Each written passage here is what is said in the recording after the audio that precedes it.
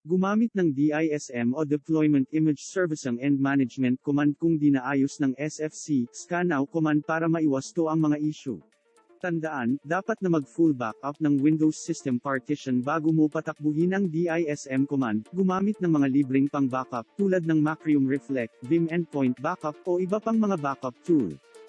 Kailangan mong patakbuhin ang DISM mula sa command prompt bilang isang administrator. Mag-tap sa Windows key upang ilabas ang Start menu, e-type ang cmd.exe at hintayang lumagay ang mga resulta. E-right-click sa resulta na pinangalan ng cmd.exe at piliin ang Run as Administrator. Ang screenshot na ipinakita sa baba ay nagpapakita ng isang resulta kung saan hindi na itama ng SFC ang mga sira na file na nakita nito.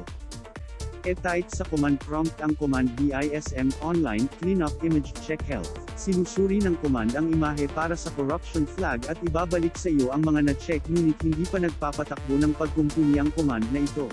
Pagkatapos ay e-type ang command DISM online cleanup image scan health. Sinusuri ng command ang component store corruption ngunit hindi nagwawasto ng anumang mga issue. Ang restore eHealth parameter ay nag-scan ng mga corrupt files at automatiko nitong inaayos ang mga isyung nahanap.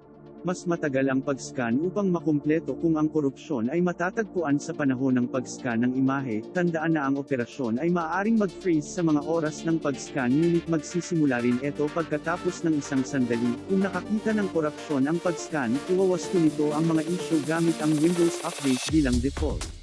Dito na po nagtatapos ang video patungkol sa pag-aayos ng Windows files gamit ang command na DISM at SFC. Sana ay may natutunan kayo sa konting kaalaman na ibinahagi ko. Hanggang sa muli kaibigan. Hanggang sa muli nating pagkikita, ito si Ron's channel. Don't forget to like, comment, subscribe and click the notification bell para maging updated kayo sa mga susunod pang videos. Gabay sa buhay, Isayas Kapitulo 54 versikulo 8, sa kaunting pag-iinit ay ikinubli ko ang aking mukha sa iyo sa isang sandali, ngunit kinaawaan kita sa pamamagitan ng walang hanggang kagandahang loob, sabi ng Panginoon, na iyong manunubos.